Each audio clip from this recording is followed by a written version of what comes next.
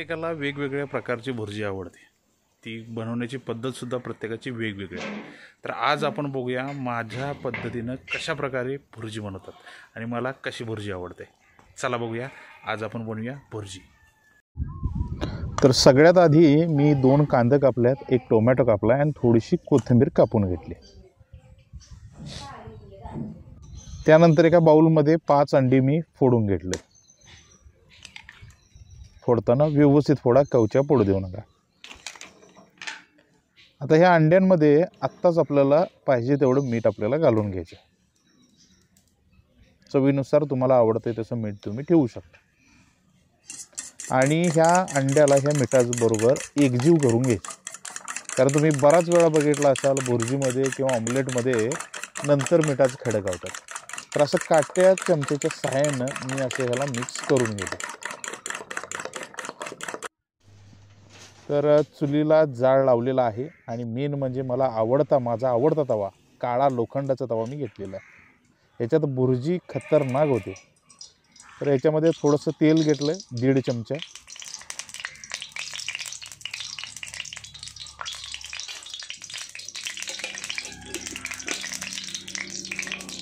तेलाला मस्तपैकी असं गरम होऊ द्यायचं.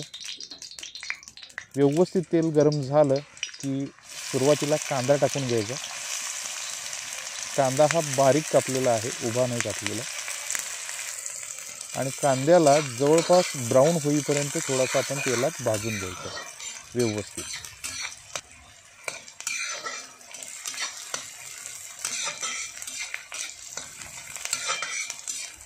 कांदा भाजून झाल्यानंतर याच्यामध्ये टोमॅटो टाकून घ्यायचा.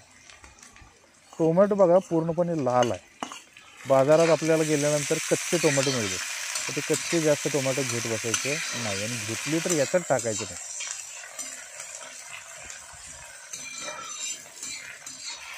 टोमॅटोला व्यवस्थित भाजून घ्यावं लागतं, कारण टोमॅटोला पाणी असतं जास्त, त्यामुळे त्याला व्यवस्थित भाजावं लागतं. आता हे एवढं भाजालं कशासाठी, तर माझी बायको अंडं कधीतरी खाते, तिला वास आवडत नाही अंड्याचा. त्यामुळं कसं आहे, तो वास येऊ नये ह्याच्यासाठी मी जास्त प्रमाणात हे व्यवस्थित भाजून घ्यायला लागलो. कांदा टोमॅटो व्यवस्थित भाजून झालेला आहे आणि याच्यावर झाकण घातल्यामुळं ते व्यवस्थित शिजला पण आहे. आता याच्यामध्ये थोडीशी कोथिंबीर टाकायची. मगाशी जी आपण चिरली त्याच्यातली अर्धी मी कोथिंबीर इथं वापरली. कोथिंबीर टाकल्यानंतर आणि परत आपल्याला ते व्यवस्थित तेलात भाजून घ्यायचं. कोणत्याही पदार्थाला आपल्याला कच्च्या याच्यामध्ये ठेवायचंच नाही.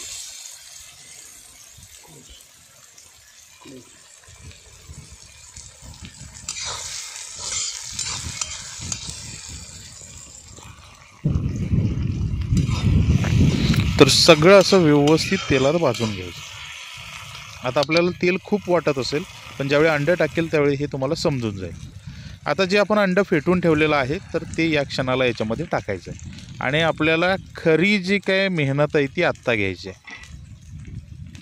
आता बघा या ठिकाणी हे पूर्णपणे मिश्रण म्हणजे असं एकत्र करायचं नाही आहे. जसं जसं ते तळाला भाजेल ती बाजू आपल्याला वर घ्यायची आहे, ही अशा प्रकारे. कारण बऱ्याच ठिकाणी तुम्ही बघितलं असाल की अंडं टाकल्यानंतर डायरेक्ट एकत्र केलं जातं आणि त्याची भुर्जी केली जाते. मी थोडंसं डिफरंट करतो. तर भाजलेला भाग वर आला आहे, बाकीचं अंडं तळाला गेलं आहे. तर आता सेम तसंच करायचं आहे. जसं जसं अंडं भाजल ती बाजू वर घ्यायची आपल्याला, न भाजलेलं अंडं खाली जाऊ द्यायचं. त्याच्यामध्ये काही मोठासं सायन्स नाही आहे. तर बघू शकताय तुम्ही तेलात हे व्यवस्थित भाजायला लागलं आहे. आता तुम्ही म्हणशील हे असं काय करायला, तर तुम्ही बघा, तुम्ही नक्की तुम्हाला आवडणार पुढं भुर्जी.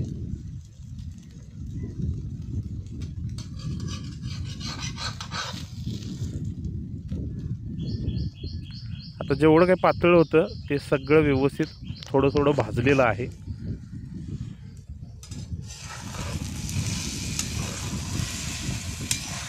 याच्यामध्ये जाळ जास्त लावायचं नाही आहे, कमी जाळात हे भाजायचं आहे. आता तुम्ही म्हणशील अंड्याची पोळी करून फोडली असती तर बरं झालं असतं, पण तसं नाही आहे. ती चव वेगळी लागते, ही चव वेगळी लागते. तर बघू शकता तुम्ही हे भाजायला व्यवस्थित लागलेलं आहे आणि ह्या क्षणाला मी हे सगळं असं फोडून घेतलं, जास्त बारीक केलेलं नाही आहे आणि याच्यावर झाकण टाकलं.